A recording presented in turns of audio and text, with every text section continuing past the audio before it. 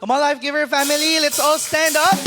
Because today we're gonna give God the best praise He deserves. Amen?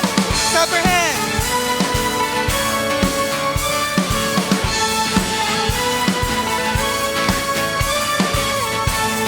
Everybody sing with us.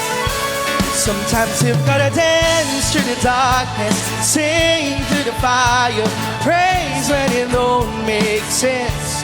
Sometimes you gotta share to the giant, worship from the lion's den. Sometimes you gotta shout it from the mountain, louder than the valley, trusting that it's gonna get you there. Sometimes you gotta welcome the wonder, wait for the answer, worship with your hands in the air. I'll praise you anywhere. Praise, give him praise, give him praise, give the highest praise. Give him praise, give him praise, give the highest. He is worthy, yes he is worthy of all of the praise. Sing with us. Sometimes you've gotta cry in the present, cry out of heaven, shout into the door, swing wide. Sometimes you've gotta stand on your shackles, brave in the battle, worship with your hands held high. I'll praise you anywhere. Praise, give him praise, give him praise, give the highest praise. Give him praise, give him praise, give the highest. He is worthy, yes he is worthy of all of our praise. Give him praise, give him praise, give the highest praise. Give him praise, give him praise, give the highest. He is worthy, yes he is worthy of all of our praise. Clap your hands for Jesus. Faithful all my life, blessings day and night, countless reasons why I'll praise you anywhere. Every promise kept, goodness every step, each and every breath, I'll praise you anywhere. Faithful all my life, blessings day and night, countless reasons why I'll praise you anywhere. Every promise kept, goodness every step, each and every breath, I'll praise you anywhere. Praise, give him praise, give him praise, give the highest praise. Give him praise, give him praise, give the highest. He is worthy, yes he is worthy of all of my praise. Oh, I praise you anywhere. Oh mountain, oh valley, I know that you're with me there. I'll praise you anywhere. Clap your hands.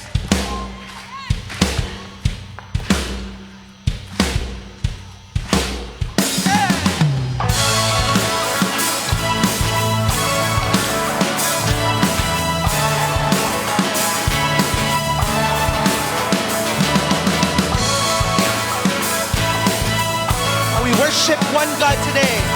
Hallelujah. We worship the God who was. Yeah. We worship the God who is. We worship the God who evermore will be. He opened the prison's door. He parted the raging sea. My God, He holds the victory. Yeah. There's joy in the house of the Lord. There's joy in the house of the Lord today. And we won't be quiet. We shout out your praise. There's joy in the house of the Lord. Our God is surely in this place. And we won't be quiet. We shout out your praise. Oh, oh, oh. We shout out your praise. Sing to the God. We sing to the God who heals. Yes, we sing to the God who saves. We sing to the God who always makes a way. Is he hung upon that cross? Then he rose up from that grave. My God, still rolling stones away.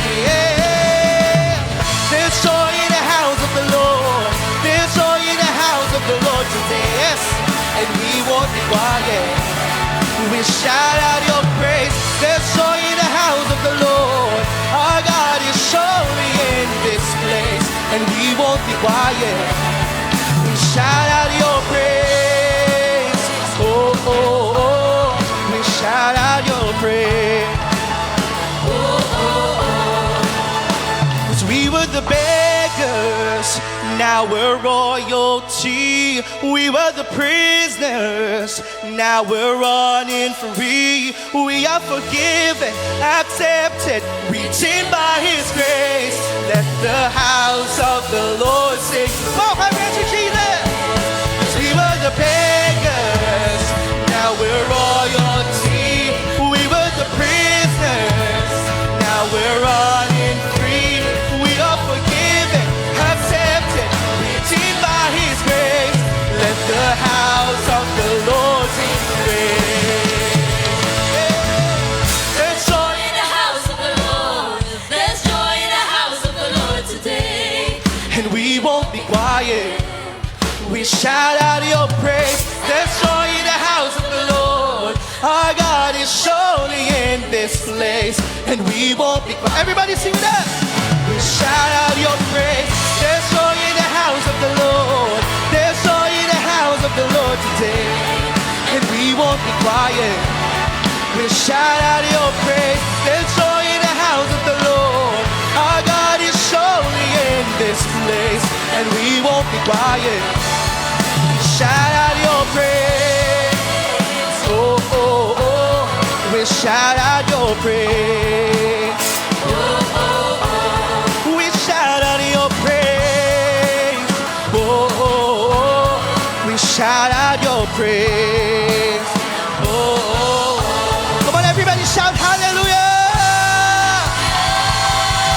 One more time, let's shout hallelujah. Hallelujah, God, we praise you. We praise you, Lord. We worship you from this house as one family, God. We are here, O Lord, para sambahin ka, para purihin ka. Because we are one family here that worships the one true God.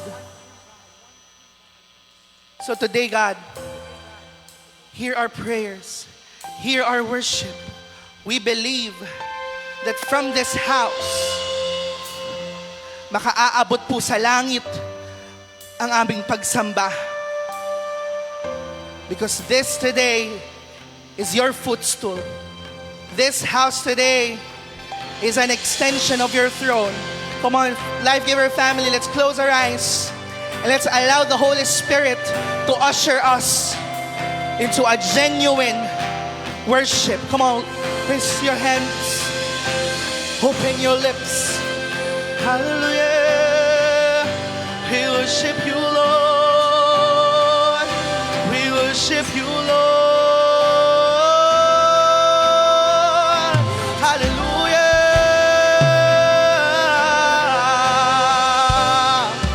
Oh, we worship God. This is a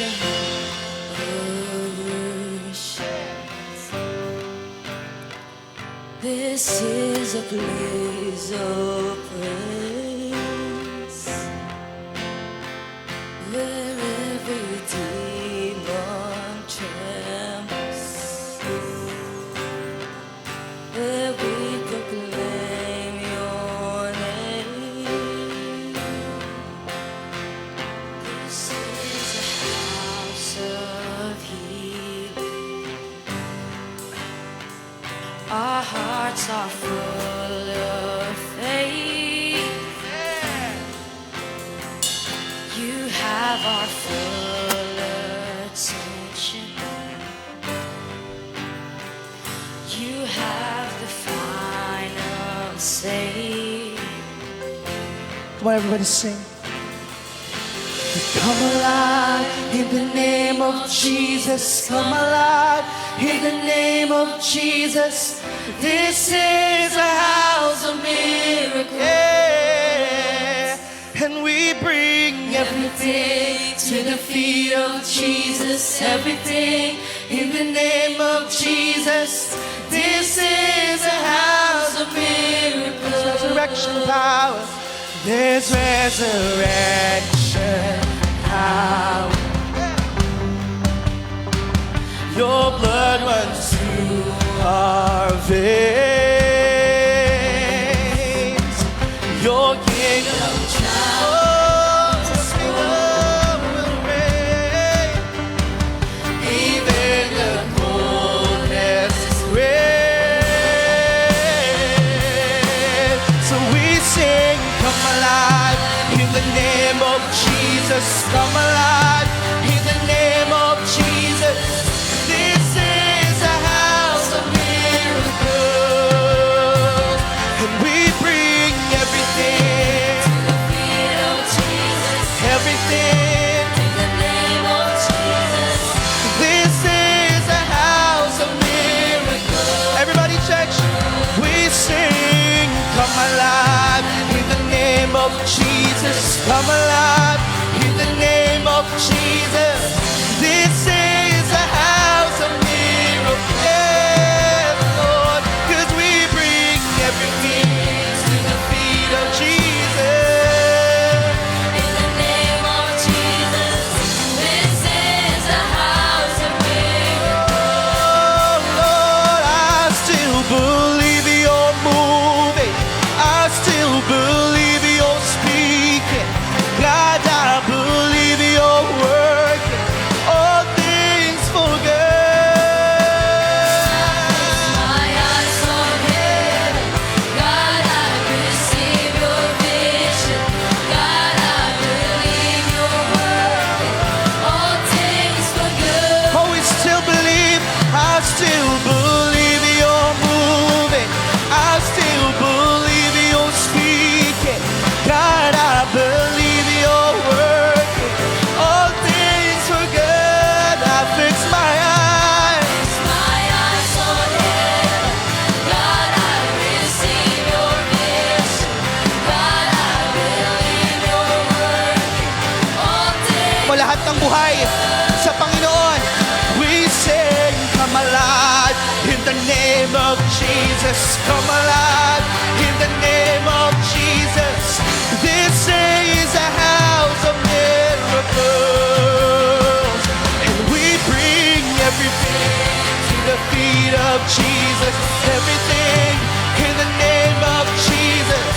This is a house of miracles. Come on, family, let's make this a declaration. We sing, come alive in the name of Jesus. Come alive in the name of Jesus. This is a house of miracles. We bring everything. To the feet of Jesus, everything in the name of Oh, hallelujah.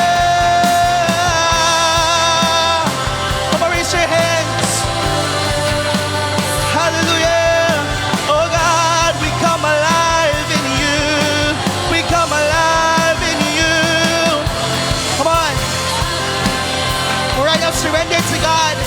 Maybe some of us here ay may mga namatay na relasyon sa Panginoon. May mga namatay na pangarap naman right now. God is resurrecting your life.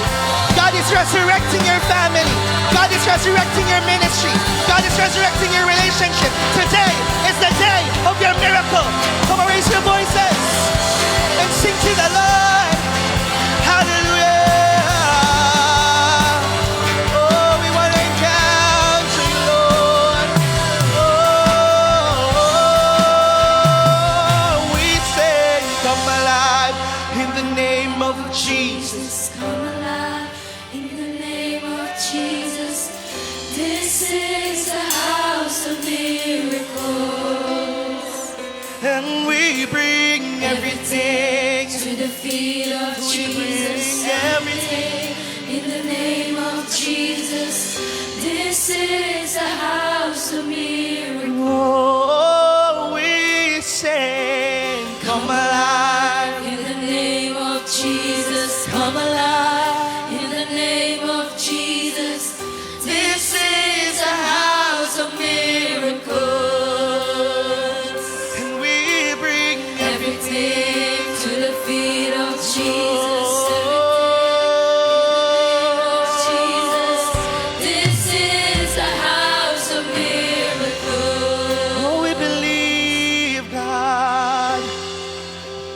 miracle can happen now. Yes, Lord.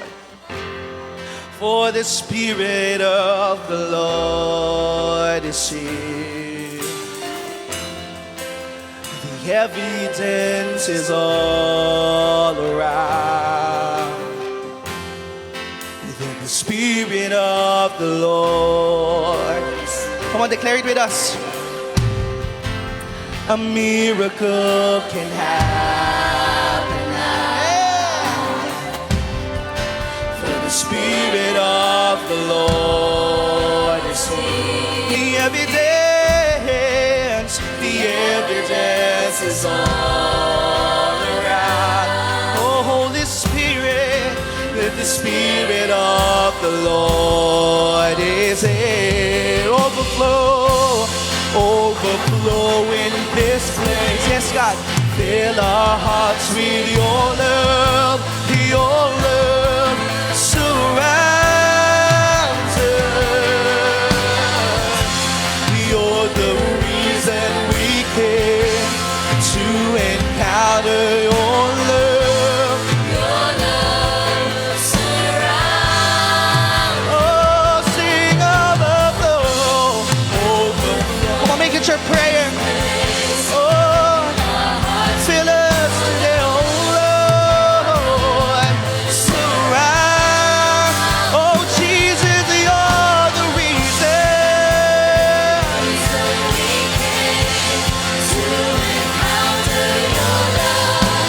Your love surround. Sing overflow, overflow in this place. Fill our hearts with your love. Your love surrounds us. You are the reason. Come on, church. Sing at the top of your lungs. Offer it to God. Let's offer it to God. Sing overflow, overflow in this place. Fill our hearts with your love. Your love surrounds. God, you're the reason to encounter your love. Your love surrounds us.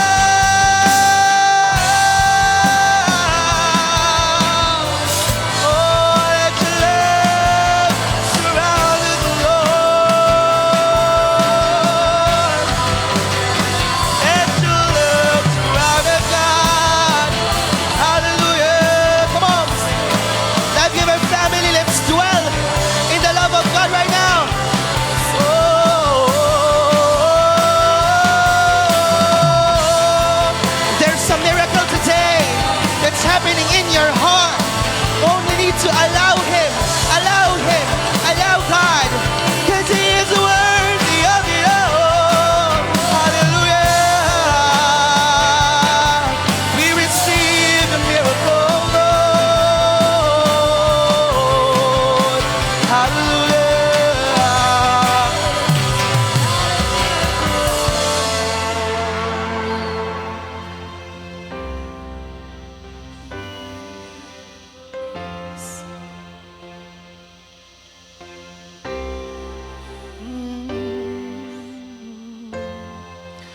A miracle can happen now. The Spirit of the Lord is here. The evidence is all around. That the Spirit of the Lord. One for the last time, declare it. A miracle can happen now. For the Spirit of the Lord is here. The evidence is all around. That the Spirit of the Lord is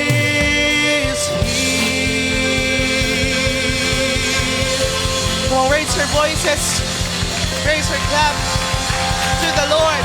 Oh God, we receive your miracle. We receive our miracle today in this house, in this service. We are ready for more. We worship you, God, in Jesus' name. Everybody said, amen. Hallelujah. Thank you, music, for that wonderful worship. Good day, Life Giver Church. Ako po si Judy Nicolas at nais ko ibahagi ang aking life-giving story. Lumaki po ako sa pangalaga ng aking tita na tinatawag ko pong Mama Del.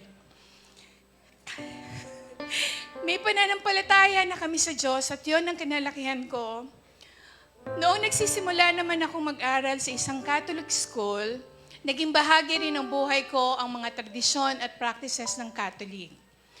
Doon ako nabinyagan bilang Catholic at yun ang naging nakasanayan kong faith habang lumalaki. Masasabi kong spoiled ako ni Mama Del. May yaya, may driver, at sa aming magpipinsan, pakiramdam ko ako ang boss. Masungit ako, mataray, at madamot. Dahil doon, wala akong naging malapit na pinsan. Noong high school, napunta na ako sa mga tunay kong magulang at nakasama ko ang aking mga kapatid. Ngunit dala-dala ko pa rin ang aking kinalakihan, ang pagsisimba, pagnonobena, at iba pang mga tradisyon hanggang sa mag-asawa ako, yun pa rin ang aking pinanghawakan.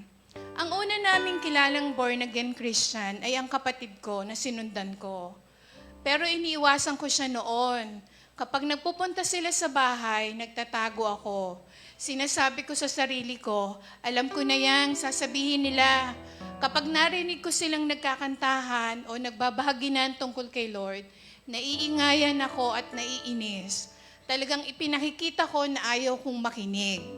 Ganon din sa trabaho, may kasama ako na isang born-again Christian. Tinatawag namin siyang KJ. Kasi hindi siya sumasama sa panonood ng sine, sa outing namin, o sa pagkain sa labas. Kasi ang lagi niyang sinasabi, baka dumating si Lord, doon ako abutan. Kapag may churchmates siya na pumupunta sa opisina para mag-share ng Word of God tuwing lunch break, pinapatayan ko ng ilaw, tapos nagkukunwari akong natutulog. Nagtatrabaho nga po pala ako sa isang accounting firm. Mataas ang tingin ko sa sarili ko. Pakiramdam ko, napakagaling kong accountant dahil nire-recommend ako ng mga tao mula sa City Hall at BIR. Pero alam natin na kapag may plano ang Diyos sa buhay mo, hindi ka makakatakas. Noong 1999, may nakilala kaming taga-life giver. Sa umpisa, sinusungitan ko rin siya. Kinokontra ko sa isip ko ang lahat ng sinasabi niya. Pero hindi siya sumuko. Hanggang sa isang araw, naimbitahan kami dito sa Life Giver Church.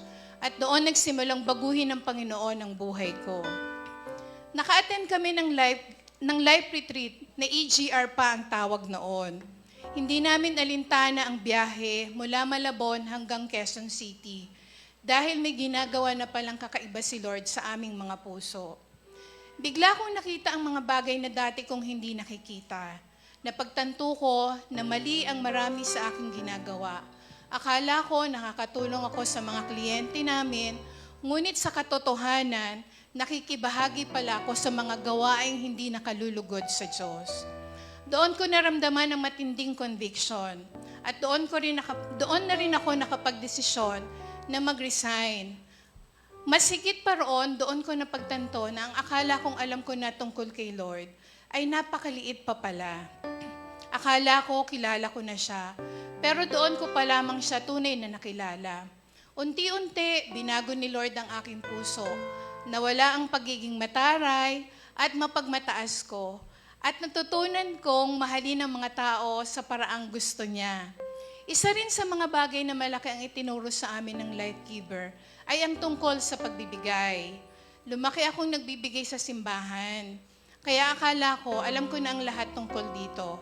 Pero mali pala ang aking pangunawa. Datang iniisip ko, basta may nahulog ka lang sa offering bag or box, sapat na yon. Minsan pa nga natutuwa ako kapag nakita ng ibang tao na nagbibigay ako. Ngunit ang maituro sa amin ng tamang kahulugan ng tithes at offerings, doon ko naunawaan na ang pagbibigay ay hindi tungkol sa halaga. Ito ay tungkol sa pagtitiwala. Madaling magbigay kapag maliit lang ang halaga, pero kapag lumalaki na ang halaga, doon nasusubok ang puso. Ngunit tumatak sa isip ko ang isang katotohanan.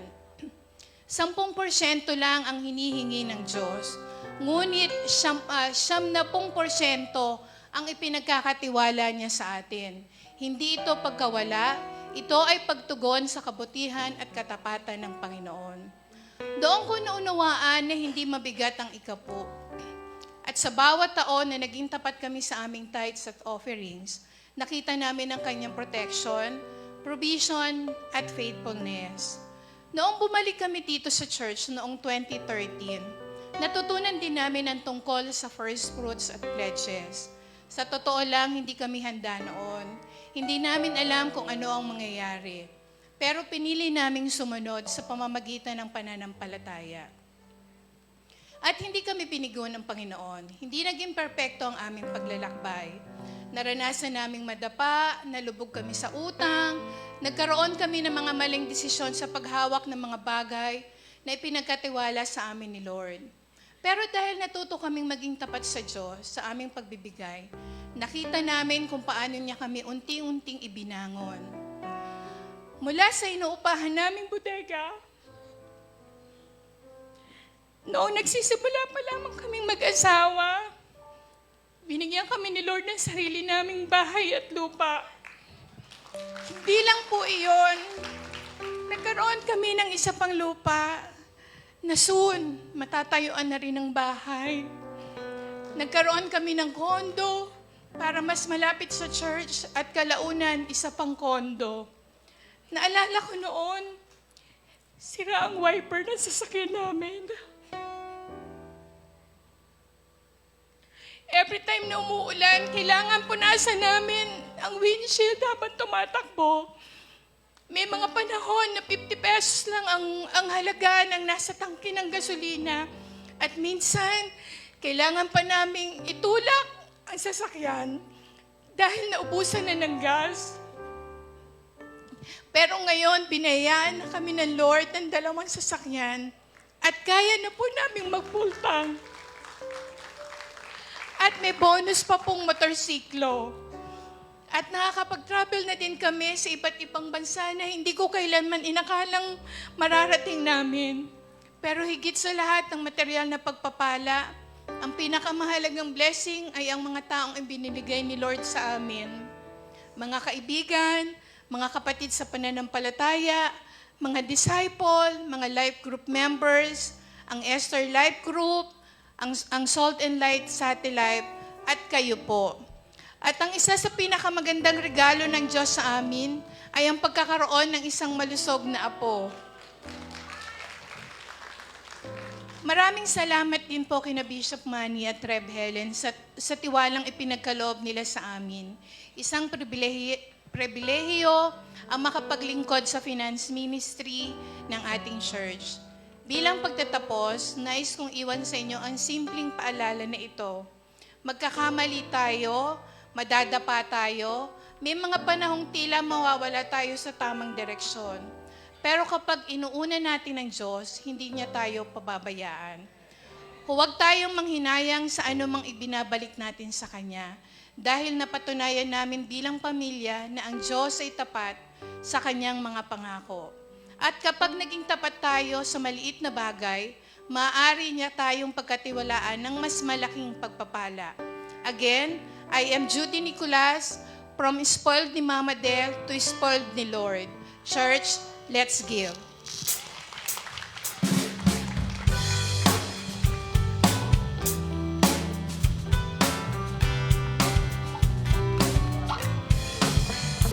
Amen. Thank you po. Thank you po, pinagbigyan niyo po ako.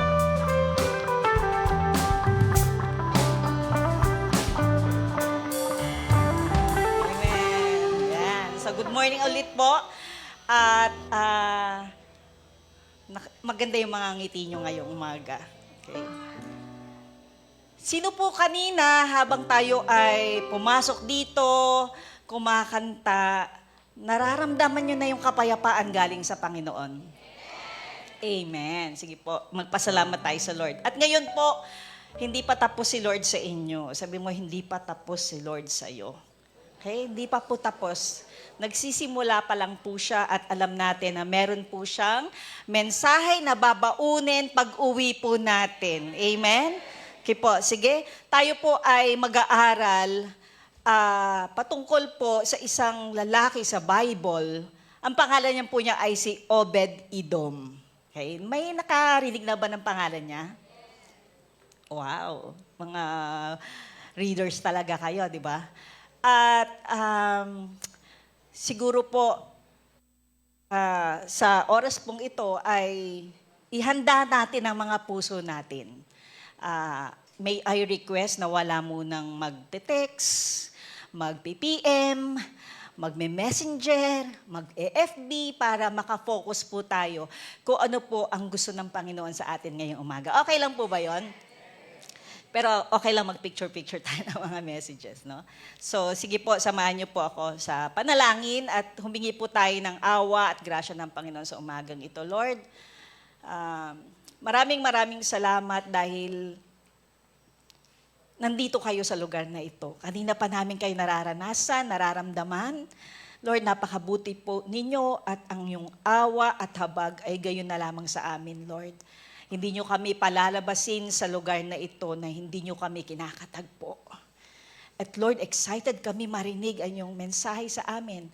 Lord, we are in the theme for this month about family. Matatapos na ang buwan, gusto pa namin marinig ang gusto nyo po para sa aming pamilya. Para sa amin, individual, tatay, nanay, anak. Lord, at hindi kami papayag na hindi mo kami kakatagpuin. Maraming salamat po sa pangalan ni Jesus. Amen at amen. Basahin po natin ang 2 Samuel 6:1-15. Okay? Kikita niyo po ba? Sabi nga nun dito, David again brought together all the able young men of Israel, 30,000. He and all his men went to Bala in Judah to bring up from there the ark of God, which is called by the name of the Lord Almighty, which is enthroned between the cherubim on the ark. Medyo mahaba, verse 3. They set the ark of God on a new cart and brought it from the house of Abinadab, which was on the hill. Uzzah and how do you pronounce this? Ahio? Sons of Abinadab were guiding the new cart with the ark of God on it, and Ahio was walking in front of it. Nasusundan po natin. Verse 5, David and all Israel were celebrating with all their might before the Lord, with castanets, harps, lyres, timbrels, sistrums, and cymbals. Verse 6, when they came to the threshing floor of Nakun, Uzzah reached out and took hold of the ark of God because the oxen stumbled. The Lord's anger burned against Uzzah because of his irreverent act. Therefore, God struck him down and he died there beside the ark of God. Verse 8. Then David was angry because the Lord's wrath had broken out against Uzzah, and to this day that place is called Periz Uzzah. Verse 9, David was afraid of the Lord that day and said, how can the ark of the Lord ever come to me? He was not willing to take the ark of the Lord to be with him in the city of David. Instead, he took it to the house of Obed-Edom, the Gittite. The ark of the Lord remained in the house of Obed-Edom, the Gittite, for 3 months. Ilang buwan daw po? And the Lord blessed him and his entire household. Verse 12. Now King David was told, the Lord has blessed the household of Obed-Edom and everything he has, because because of the ark of God. So David went to bring up the ark of God from the house of Obed-Edom to the city of David with rejoicing. When those who were carrying the ark of the Lord had taken 6 steps, he sacrificed a bull and a fattened calf. Wearing a linen ephod, David was dancing before the Lord with all his might, while he and all Israel were bringing the ark of the Lord with shouts and the sound of trumpets. That's the name of the Lord. That's the name of the reading of the word. At ang topic po natin ngayon ay Obed-Edom, the man who hosted the presence of God. Wow. Galing po, no? Hindi natin siya makikita madalas. May mga tao sa Bible na parang side character lang. Hindi sila famous tulad nila David, Moses, Joseph, Joshua, di po ba? Pero minsan, ang tahimik na tao, sila pa ang pinipili ng Diyos para magdala ng kanyang presensya. So isa po sa kanila ay si Obed-Edom, isang ordinaryong tao, hindi hari, hindi prophet. Pero siya ang naging temporary resting place ng Ark of the Covenant, the symbol of God's presence. Gusto pa ho ba natin yan? Gusto ba natin maging manahan yung presensya ng Lord sa ating mga tahanan? So ano po ba tong Ark of the Covenant? Pakita po natin, no? Ito po ay isang holy object sa panahon po ng mga Israelites. Nung inutusan si Moses ni Lord doon sa bundok, gumawa ka ng arko. Ayan. At meron pong specific na mga ilalagay. Ilagay mo dyan yung aklat, yung tablets ng 10 Commandments. Ayan po. Nasa loob yan. Kulay gold. It's a chest-like box, di ba? At yung dimension niyan, meron pong mga sukat talaga na kailangan nilang sundin. At may cherubim. Ang tinatawag nila mercy seat. Okay? At dito po, sinimulan nila sa wilderness, ginawa ito. At for 40 years, kasama po nila ito. Naglalakbay kasi wala silang tahanan. Umalis sila sa Egypt. At pupunta pa lang sila sa lupang pangako sa kanila ng Panginoon. Hindi nila alam kung saan yon. Pero habang sila naglalakbay, dala-dala nila ito. Grabe, no? At meron lang pong inatasan na magdala nito ang mga priests. Nagaling po sa angka ni Aaron na Levites ang tawag sa kanila. No? So, naniniwala po sila na ang presensya ng Diyos ay sasamahan sila habang dala-dala nila po ito. Kasi hindi na madali maglakbay, di ba? Na wala kang bahay na patutunguhan.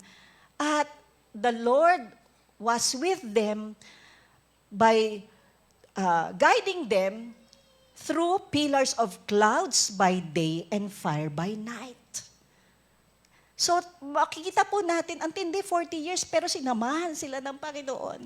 At ito po ay na-transport nila. No, carried nila ito, na-transport nila from one place to another. At sabi nga po, nung sila ay papasok na ng Jordan River, di ba naging malaha po doon?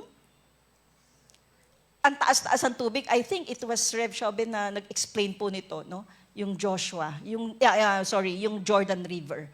Na ang taas-taas ang tubig, paano sila makakatawid doon? Again, they carried the Ark of the Covenant with them, kaya nakatawid po sila sa ilog. Amen? At hindi lang po yun, yung Jericho, bago nila pinasok po yun, 7 araw nila inikot-ikot yung Jericho, the city of Jericho, kasi binibigay sa kanila, pero ang dami nilang kalaban.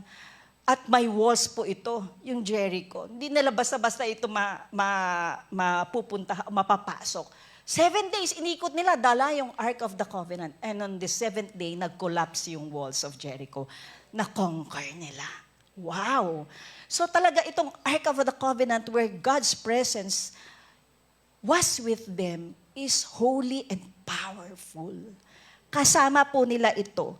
Kaya po, nung makikipaglaban na po sila sa mga iba't ibang residents na mga lugar na ibinibigay sa kanila, ang Ark of the Covenant po ang kasama nila. At ang isa sa mga tribes na kalaban nila, di po ba mga Philistines? Okay. At yun nagtangka ang mga Pilistino. Naalala natin si David, di ba? Okay. Nilabanan niya ang Philistines, di ba? At na-conquer niya nga ito. Pero dahil po ang mga Pilistino nalaman, powerful pala yung Ark of the Covenant na yan, dalhin nga namin yan. Kinuha sa mga Israelites. Na-capture. Pero ano nangyari po nung na-capture ng mga Philistines ang Ark of the Covenant? Puro paghihirap, suffering at sakit ang na-receive ng mga Philistines.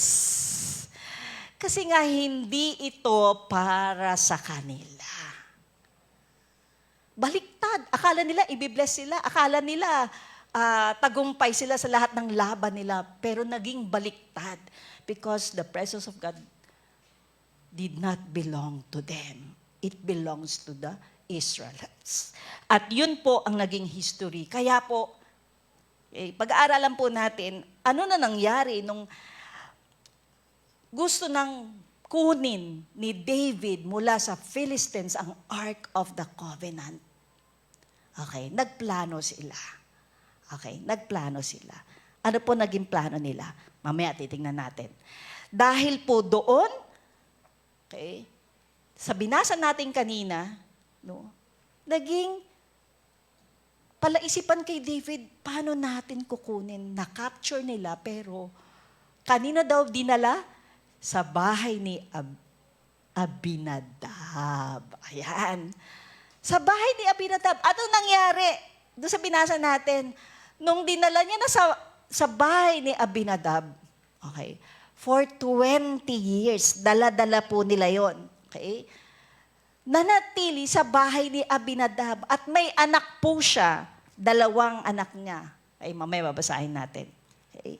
So nais ni David ibalik ang Ark of the Covenant sa Jerusalem. Okay. Pero habang dinadala nila ito, si Uza ay namatay matapos hawakan ang Ark carelessly. Pakita natin yung picture. Okay, carelessly. Ayan po. Okay. Sige. Verse 6-7 yan. When they came to the threshing floor of Nakun, Uza reached out and took hold of the ark of God because the oxen stumbled, nahulog. The Lord's anger burned against Uza because of his irreverent act. Therefore, God struck him down. So dahil dito, natakot si David. Hala, natakot. Sino ba si Uza? Siya ay anak ni Abinadab. And together with his brother Ahio, the ark, put the ark in a new cart. Ayan. Tingnan natin yung cart, kung saan pinaglagyan. And carried it carelessly and touched the ark improperly. Kanina sinabi ko, may specific lang nahahawak at merong specific na lalagyan. Pero ang ginawa, tingnan po natin, Exodus 25:12. Okay, nandyan ba yan? Okay, sabi po sa Exodus 12:15, cast 4 gold rings and attach them to its 4 feet, 2 rings on each side. Make poles from acacia wood and overlay them with gold. Insert the poles into the rings at the sides of the ark to carry it. It was to be carried on the shoulders of the priest, not placed on a cart. Wow. Grabe, no? Nakakatakot pala hawakan ito. At hindi pwedeng hawakan. Mamamatay ka. Ganon ka-holy yung Panginoon na sinisimbolize ng Ark of the Covenant. Amen? Okay. So,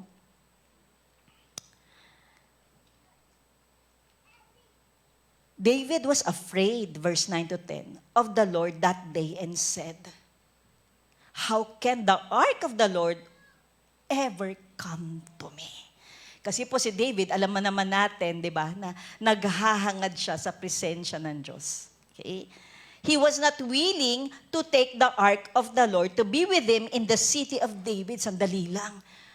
Parang hindi pa time at hindi ko pa alam paano. Instead, sabi ng verse, instead, he took it to the house of Obed-Edom the Gittite. Mabilis na isip ni David si Obed-Edom.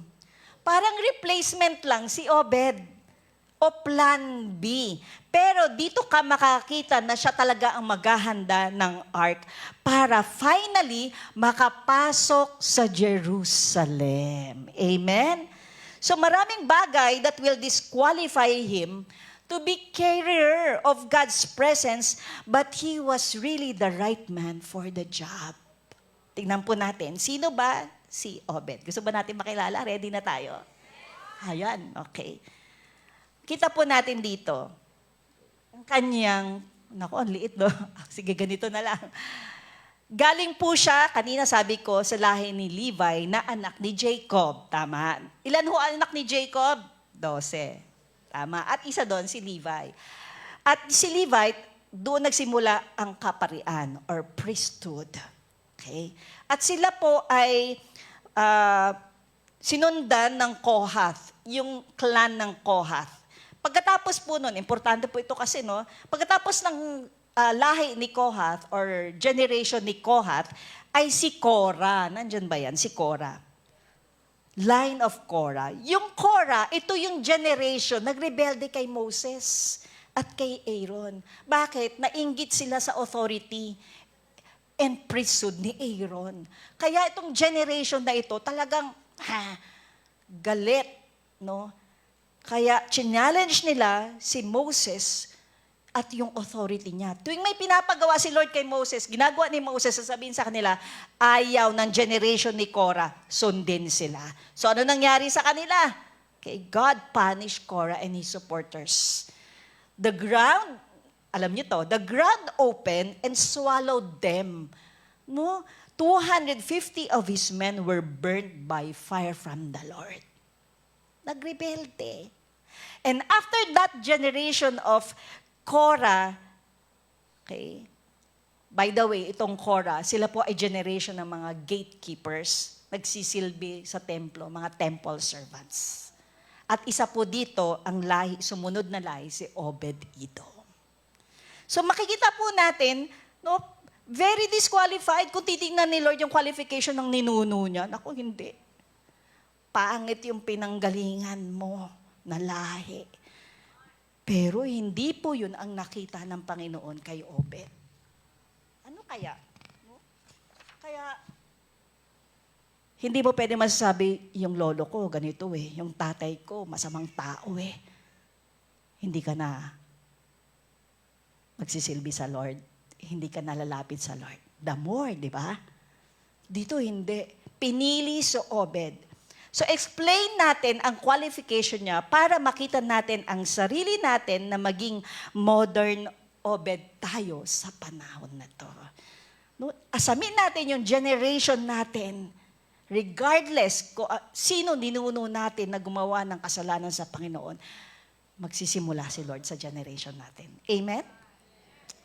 So, number 1, bakit kaya qualified si Obed? Number 1, ready na tayo. Obed-Edom was available for God.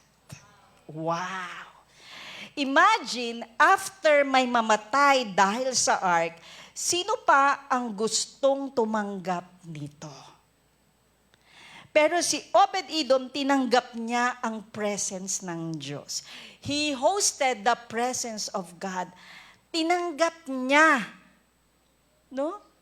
Hindi na siya, ay, sandali lang muna, hindi ako ready. Ay, sandali lang muna, may trabaho pa ako. Ay, sandali muna, marami pa akong inaalala. Hindi. Nung plan B siya ni David, lalagay namin muna sa tahanan mo yung Ark of the Covenant, Kasi may namatay Di ba parang matatakot ka, mama? Di ba matatakot ka? Baka may mamatay din sa amin. No, hindi. Hindi, tinanggap niya ito. Okay? So verse 10 to 11, he took it to the house of Obed-Edom the Gittite. The ark of the Lord remained in the house of Obed for 3 months. Okay? Pag available ka, ano kayang character meron ka? Tingnan natin kung ano yung characteristic ni Obed. Number 1, or under this, no? Being available, he has the hunger for God. Gutom. Gutom na ba tayo ngayon? Gutom. Grabe, no? Hindi fear ang nangibabaw sa kanya, kundi hunger. Okay.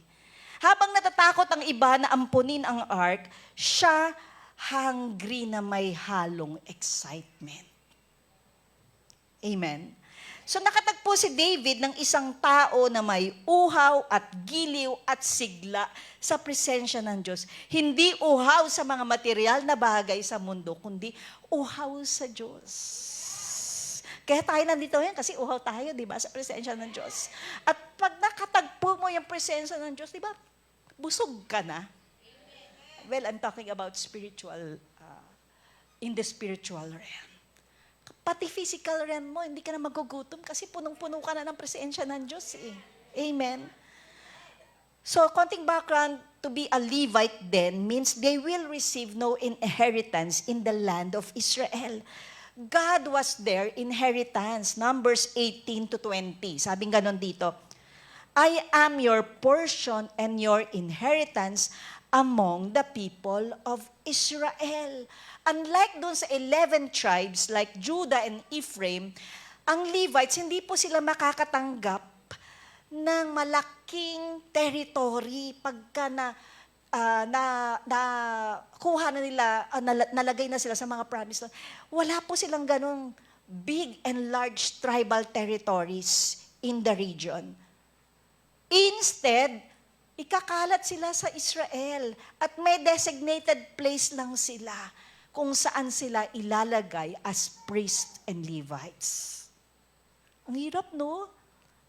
At saan sila kumukuha ng kanilang kabuhayan? Ang Israelites, bibigyan 10% of what they produce in their tribes or their territory, ibibigay nila yun sa mga Levites. At doon mabubuhay ang Levites sa ganong paraan. So, through their sacrifices, through their first fruits, kanina binanggit ni Sister Judy, no? Through their temple contributions, ibibigay nila religiously yan sa mga Levites. At doon lang sila mabubuhay. So makikita mo yung calling ng isang Levite ay talagang hindi sila materialistic. At hindi sila pwedeng materialistic kasi naglilingkod sila sa Panginoon. Grabe, di ba? Kumbaga tinanggal na ni Lord sa kanila yung dito lang kayo at may tungkulin kayo sa akin. So the Levite themselves naman, grabe rin sila. They give their tithe from what they receive. At ibibigay nila yun sa priest nila. Talagang wow! Grabe talaga, wala na dun yung pagiging materialistic kasi magta-tithes din sila. Amen. So makikita natin na ito ay pre-practice ni Obed. Kasi pinagpala siya eh. Pre-practice niya ito. You know, maraming tao, kapag mahirap ang spiritual life, umaatras na. Okay? Kasi, kailangan unahin ng material na bagay. Si Obed po hindi available siya kasi uhaw siya sa Diyos. Sabing ganon, maraming tao kapag mahirap ang spiritual life, umaatras, pero ang gutom sa Diyos, lumalapit pa rin sa Kanya. Okay. Kasi po, paano nagiging mahirap ang spiritual life natin? Kay maraming persecutions. Wala kang pera. Mag-i-spend ka ng time sa ministry. Magbibigay ka sa gawain. Ibibigay mo yung talents mo na dapat you earn from your talents, no?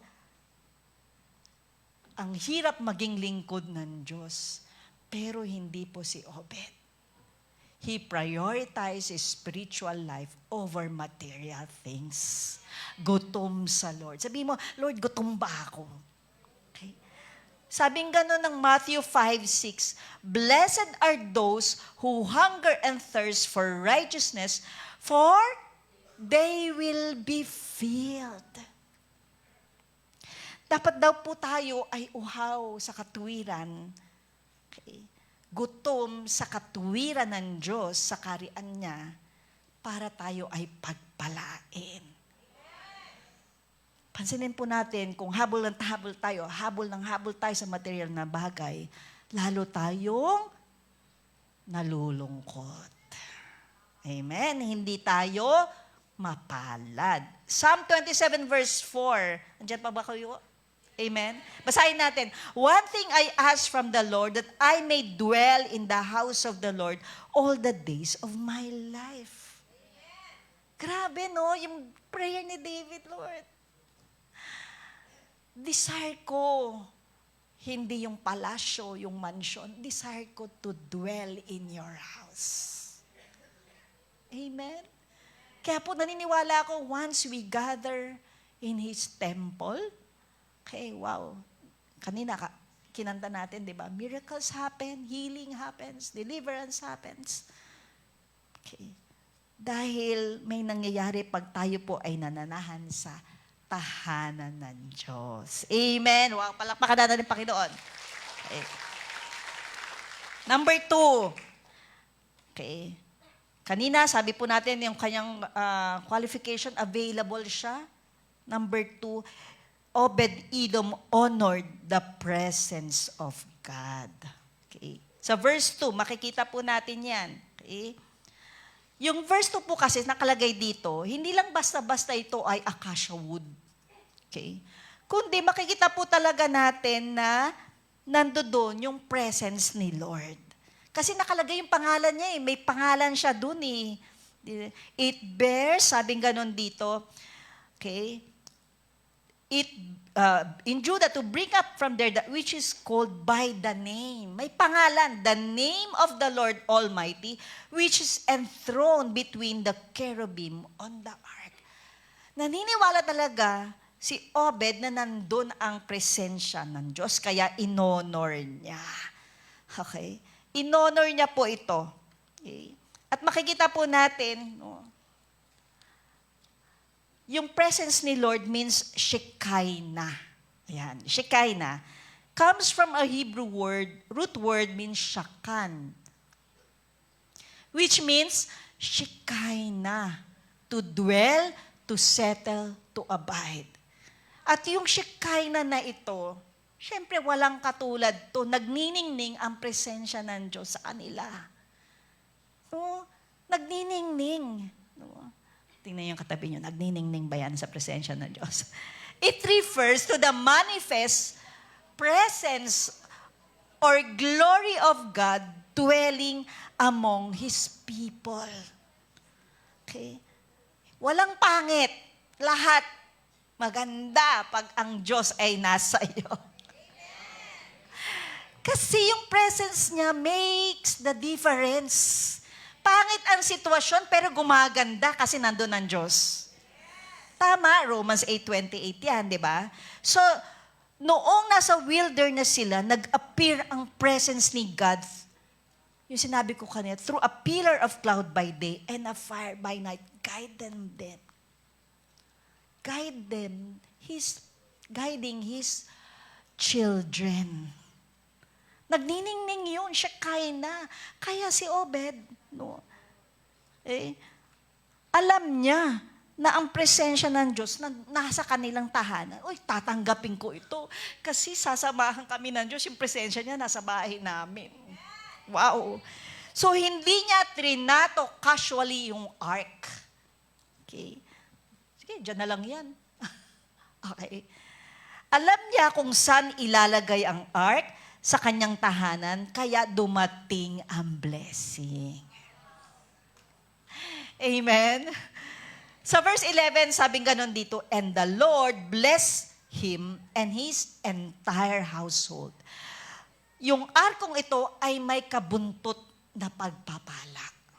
Wow. At hindi to pahirap o burden para alagaan. Okay.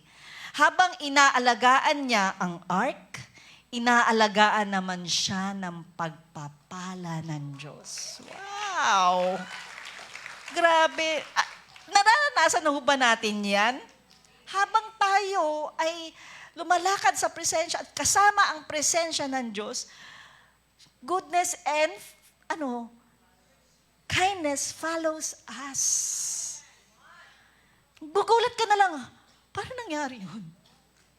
Si Lord yun, kasi kasama mo siya. Amen? Wow! Amen. Okay. So, number 1, yun po, no? He honored the presence of God. Inalagaan niya ito. Pangalawang characteristic niya, he honored what others feared.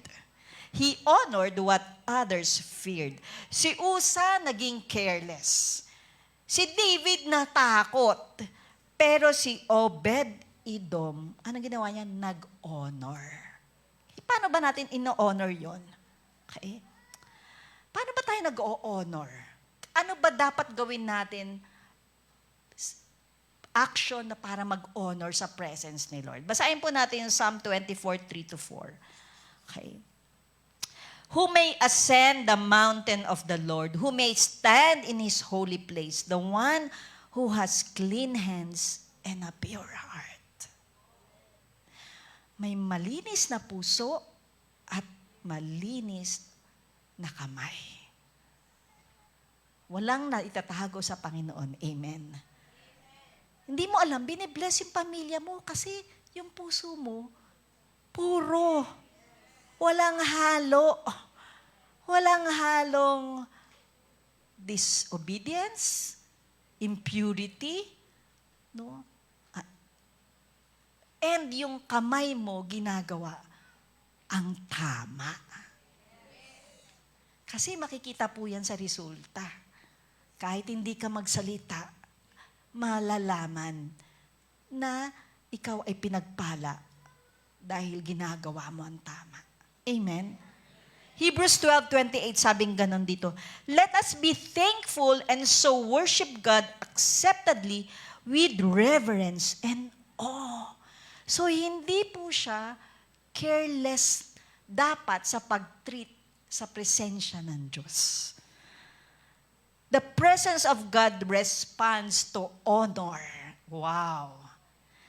Ang respeto sa presence ng Diyos nag-uumpisa sa isang matinong tahanan. Okay, matinong tahanan. Kaya tanong natin, Lord, kamusta kaya tahanan namin? Ayan. Ang tahanan natin ay lugar, first and foremost, the place where we should honor and respect the presence of God. Sa hapagkainan, pinagpipray ba natin yung mga pagkain natin? Sa ating tulugan, nagpipray ba tayo paggising at pagtulog? No? Sa ating living room, do we hold Bible studies? Do we hold our life groups there? Do we talk about the Word of God? Sa ating mga sasakyan, tayo ba'y nagpipray bago umandar? Sa ating mga pupuntahan, yun po ang pag-honor. We respect the presence of God. Tumitira ang Diyos sa tahanang ginawang tahanan ng Diyos. Wow! Amen? So walang takot na pinatira ni Obed ang ark at wala siyang takot na makahalubilo nito ang kanyang mga anak at alipin dahil alam niya na wala itong dalang kamatayan sa taong may takot at paggalang sa Diyos. Wow! Kasi po, sila rin alam nila that the Ark of the Covenant symbolizes God's presence. Symbolizes divine authority. Kasi nandun yung tablets of the Ten Commandments, di ba? Symbolizes rulership, kasi direction, and guidance, kasi nandun po yung Aaron's rod. Yung ginanon, di ba? Sa Red Sea. No? Hindi, Moses' staff pala yun. Aaron's rod pala yun. No? So, ano pa? It symbolizes provision. Bakit po? Nandoon po yung mana, yung habang nasa 40 years of travel, pinapakain sila ng alin? Mana. Hindi na uubos.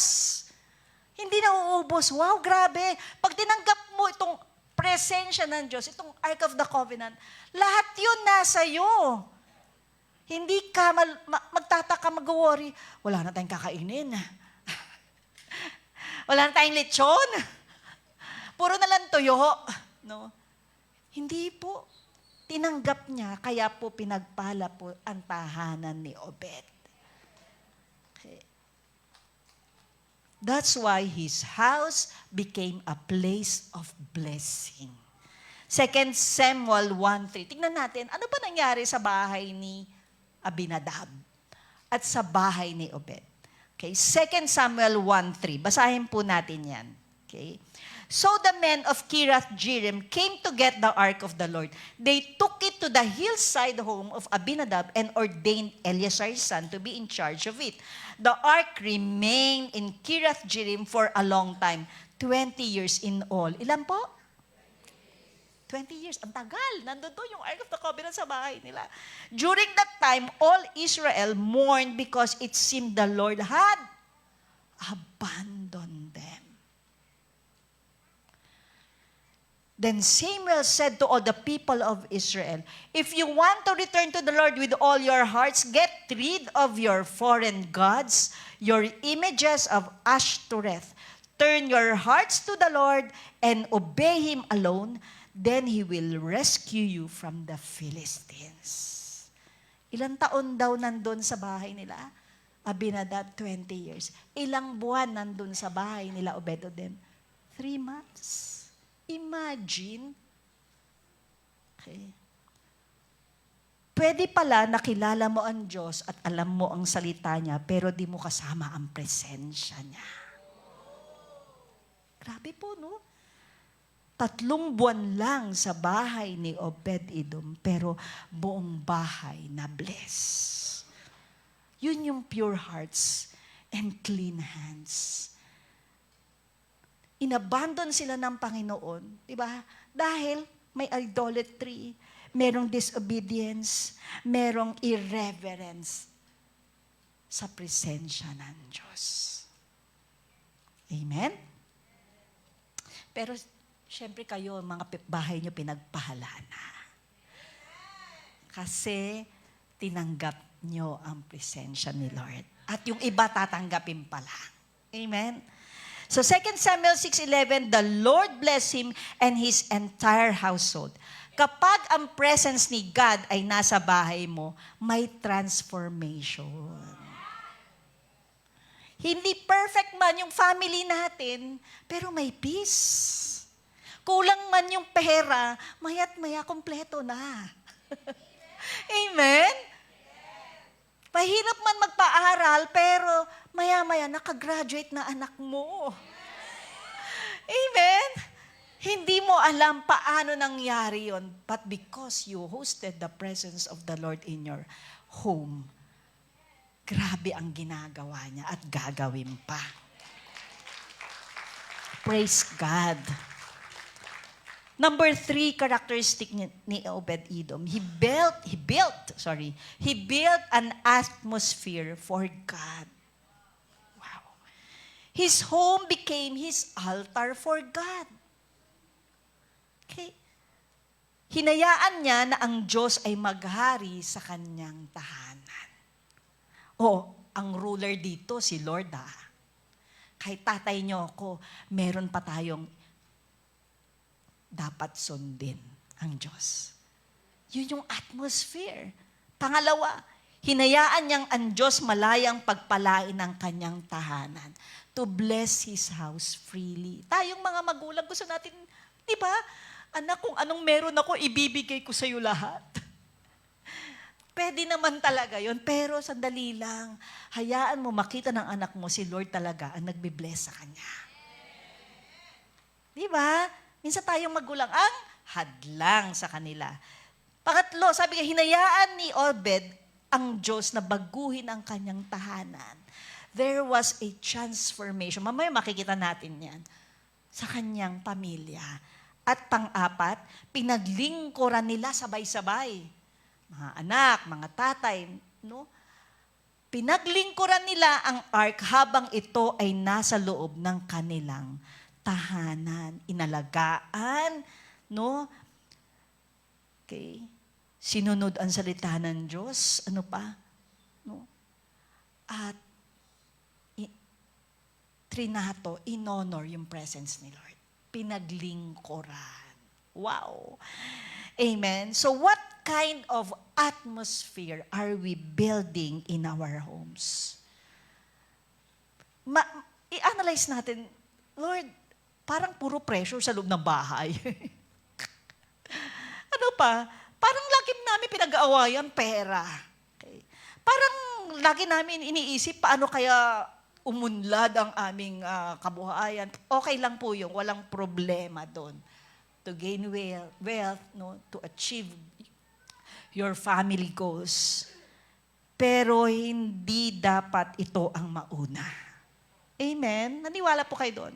Ang mauna po dapat ay hanapin ang Diyos, i-honor siya, i-respect siya, may takot sa Kanya, paglingkuran siya. At lahat ng yan, susunod po. Amen?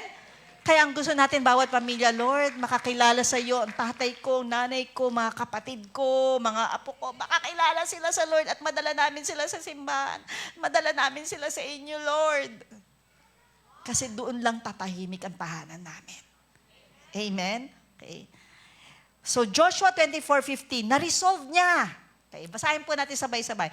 Joshua 24:15, but as for me and my household, we will serve the Lord. Psalm 133 verse 1 and 2, how good and pleasant it is when God's people live together in unity, for there the Lord bestows His blessing. And Acts 10:2, Cornelius, he and all his family were devout and God-fearing. Si Cornelius po ay nasa Bagong Tipan at isa siyang Roman soldier.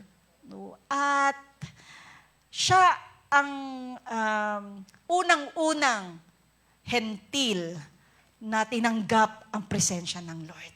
At dahil sa kanya nag-iba nagbago ang Christianity or nasimula ng Christianity sa mga hentil. No, tinanggap niya. Hindi siya Hudyo, pero tinanggap niya ang presensya ng Diyos. Therefore, sila po, si Joshua, si David, si Cornelius, si Obed, God blesses their households because God blesses households that welcome Him. Wow!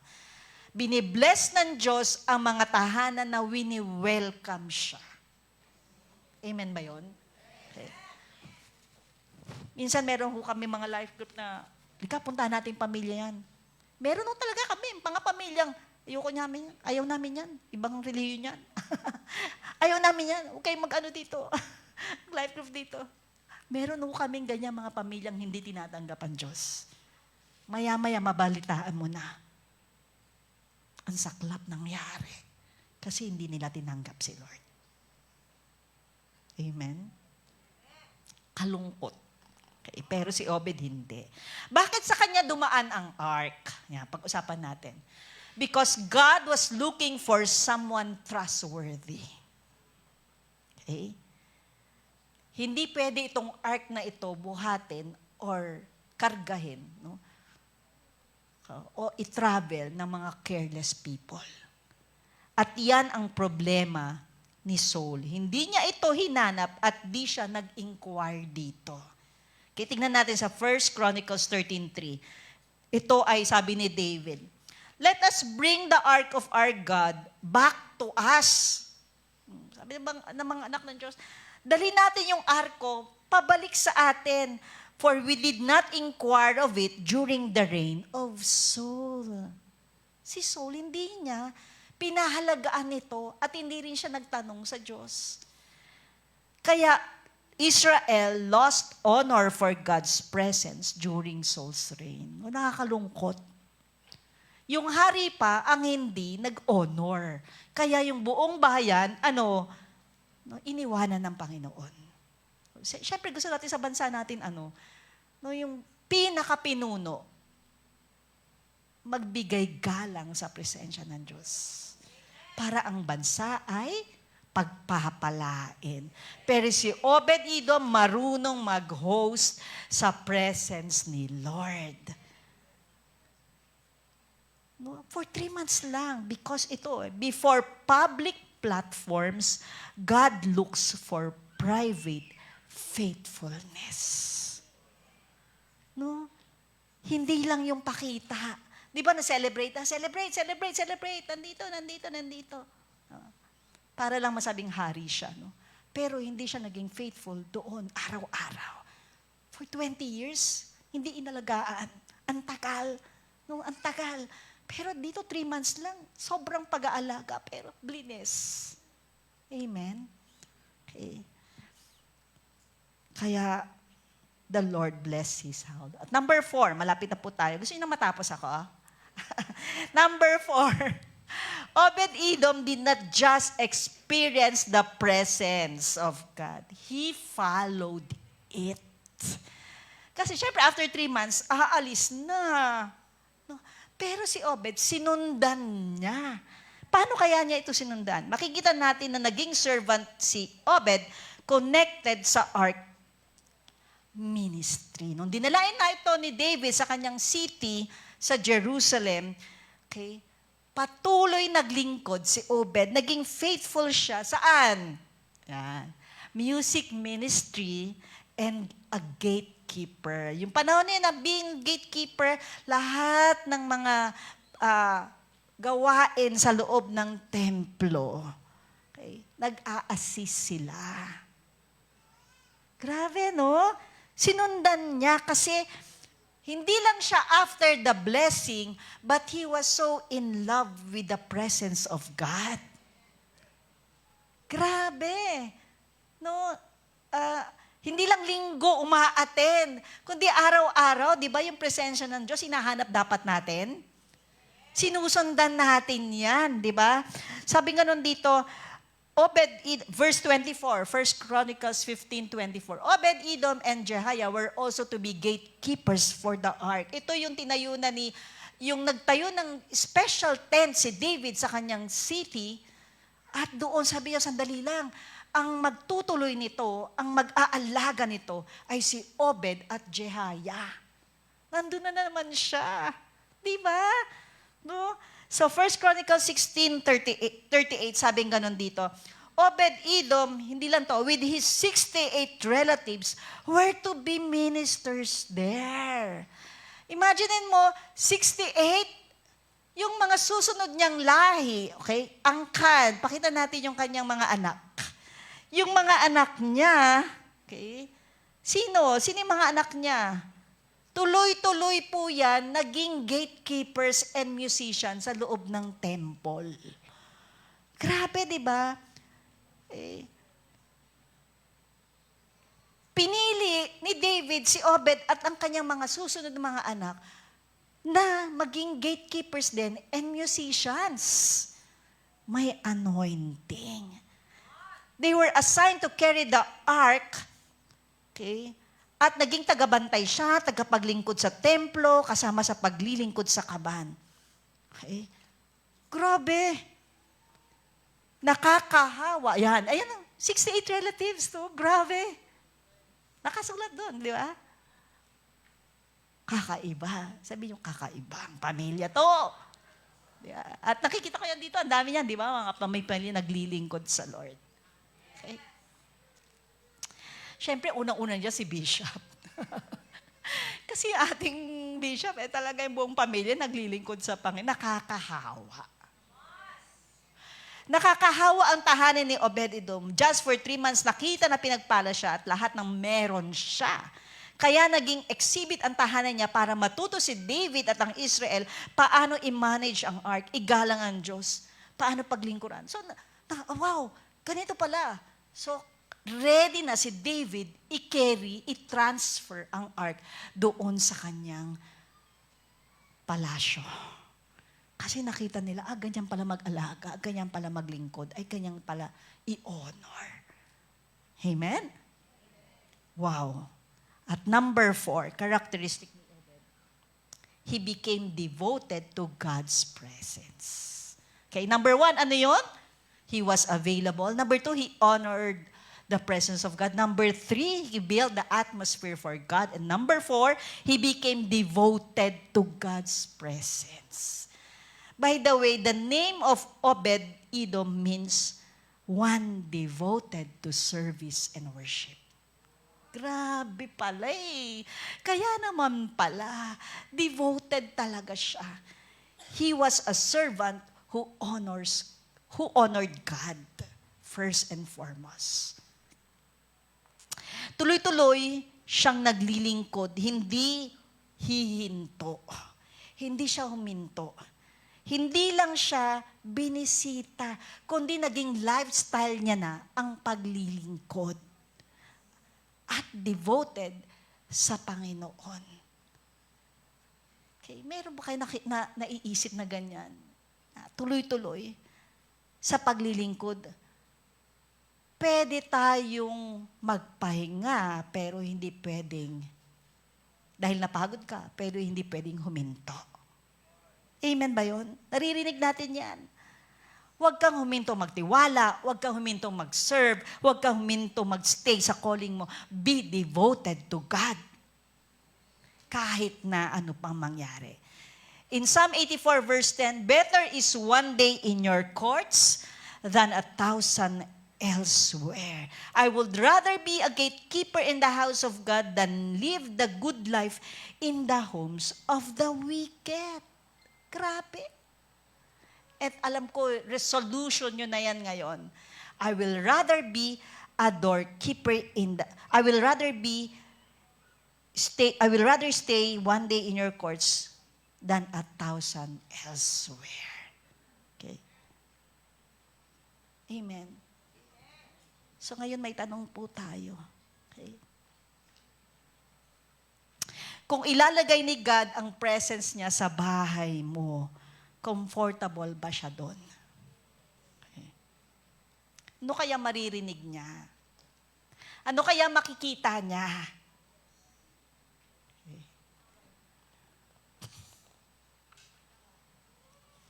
Okay.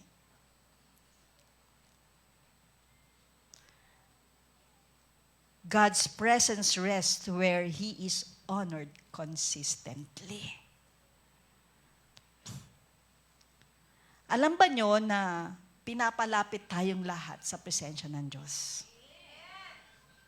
At dito po tayo magtatapos. James 4:8, sabing ganon, come near to God and He will come near to you.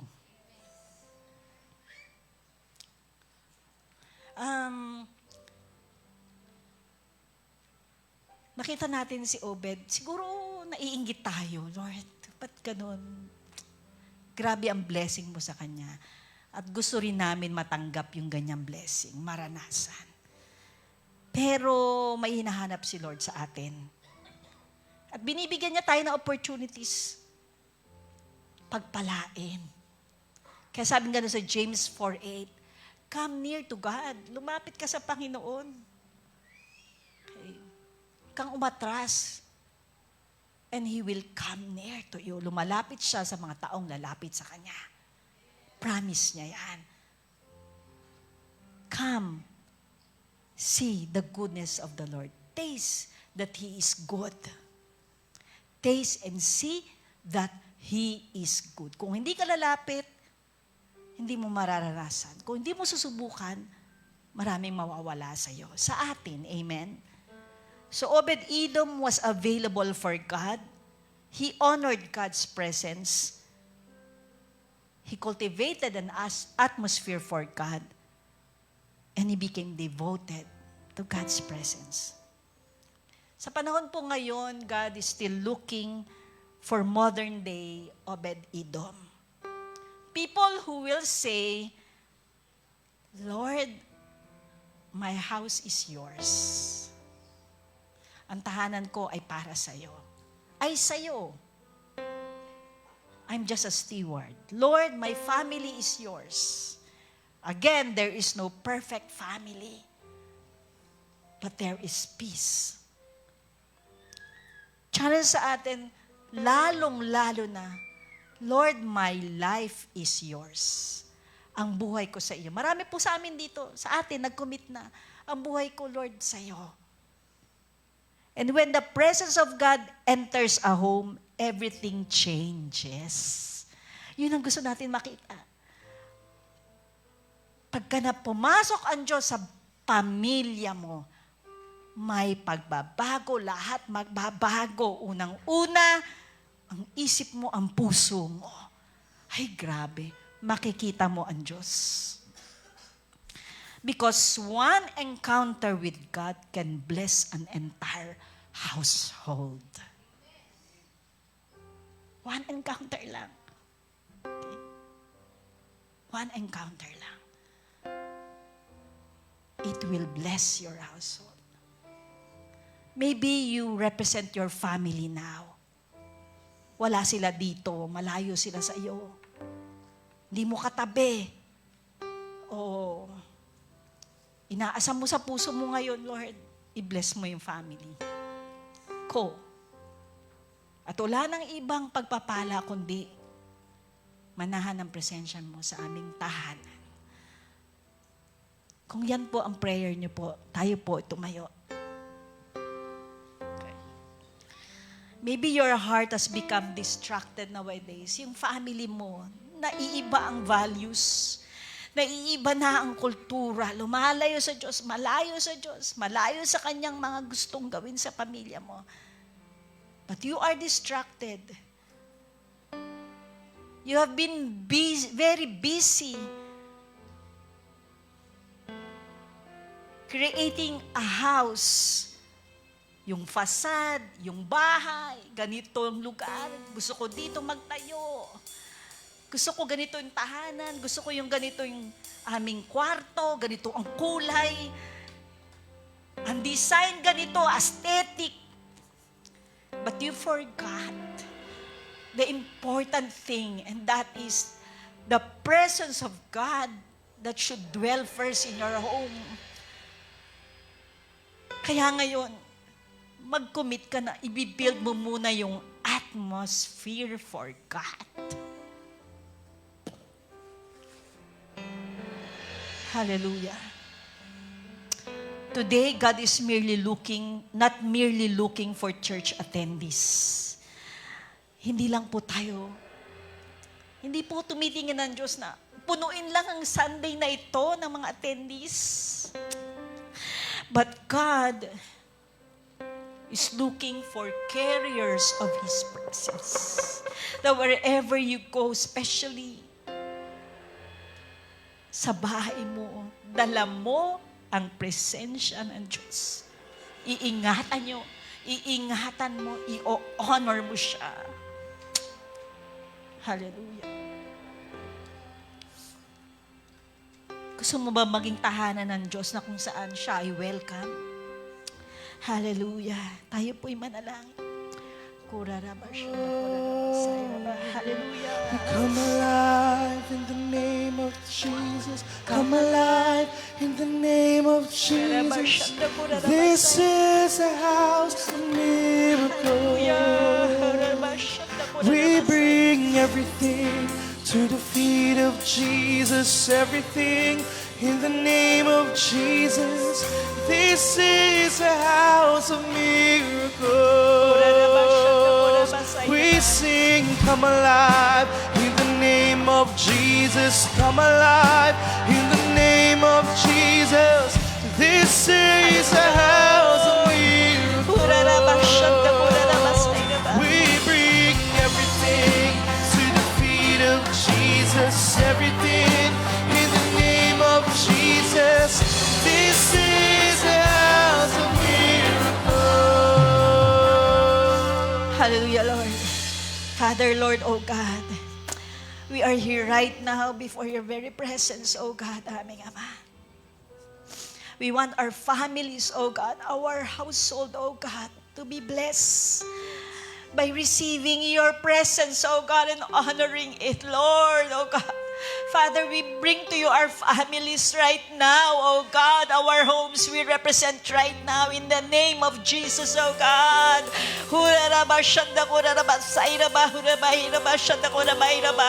Ilapit po natin ang ating mga pamilya sa mga oras na ito sa Panginoon. Ialay natin. Let's bring everything at the feet of Jesus. Hallelujah. Pwede po kayong lumapit sa harapan, mapag-pray po kayo at ang mga pamilya mo. We need prayers for one another right now. Hallelujah. May we request the leaders, the coaches, and pastors to pray and lift our families, to lift our brothers and sisters who will come forward. Ilapit po natin sa Panginoon ating mga pamilya. Huwag po tayong mahiya. Welcome po ang harap. Sige po.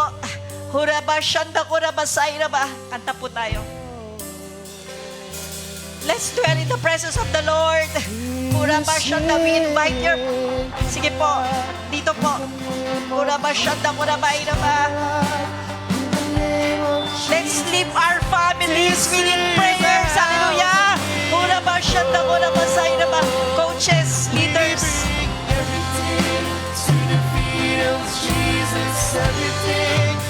Let's lift our families right now. This is a house of miracles. We sing, come alive. In the name of Jesus, come alive.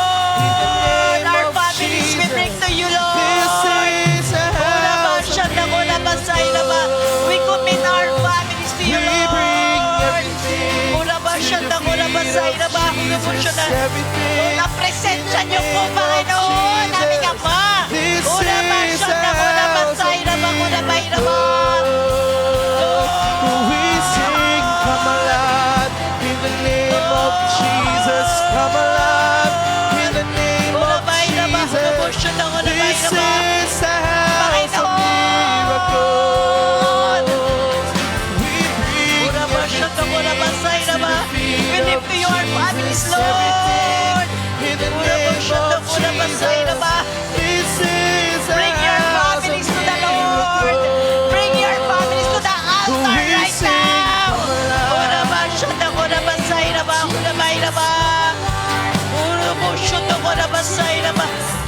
Lord.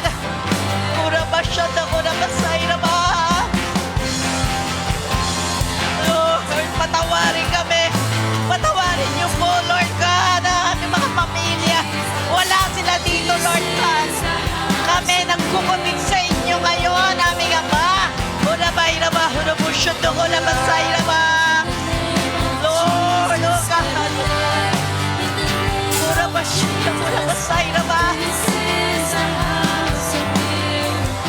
Jesus, Jesus, Jesus, We Jesus. bring everything. Lord, oh God, oh God, oh God. We sing, come alive.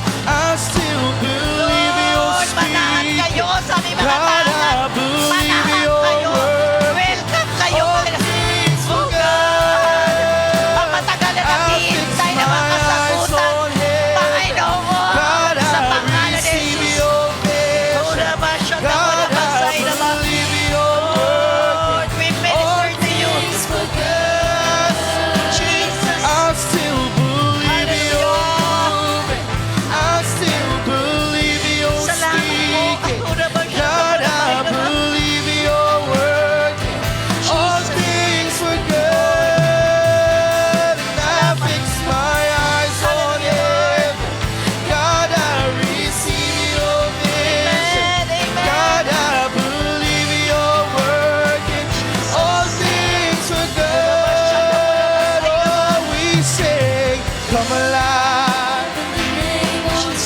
Jesus. Come alive in the name of Jesus. This is the house of miracles. Yes, this is the house of We bring miracles, Lord. everything Ura ba to the shanda, feet ura ba of saina ba? Jesus. Everything in the name of Jesus. This is the house of miracles. Thank you, Lord. Come alive in the name of Jesus. Come alive in the name of Jesus. This is a house of miracles. Oh, and we bring everything to the feet of Jesus. Everything Lord, in the pagpapalain name niyo of kami, Jesus. Panginoon aming This Ama. is a Ura ba house. shanda, Oh God, Ang we Life Giver believe Church it. will be I built, still Lord God, Father, for families who will honor you, Lord. Ura ba shanda, ura ba God, saina ba? I believe Aming your Ama. word. All things are Aming Ama. good. I fix my eyes Aming on Ama. heaven. God, I receive your vision. God, I believe your word. All things, oh Father, we believe. I still believe your Fill us movement. with your I presence, still Lord. believe Fill us your with your presence, speaking. oh God. God, I believe your word. Yes. All things are good. I fix my eyes on heaven. God, I receive your vision. God, I believe your word. All things are good. Oh, we sing. Come alive in the name of Jesus. Come alive in the name of Jesus. Napakabuti niyo, Panginoon, aming Ama. Hallelujah, Lord. We Hallelujah. bring everything to the feet of Jesus. Everything in the name of Jesus. Hallelujah. This is a house of Ura ba shanda, miracles. Lord. The Lord is close to the broken and contrite heart.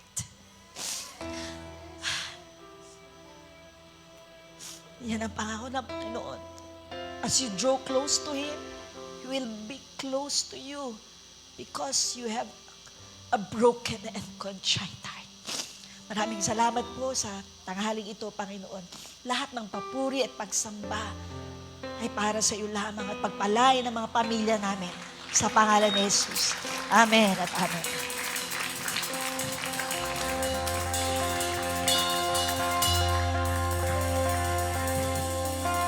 Wow, grabe. Na-bless po ba tayo?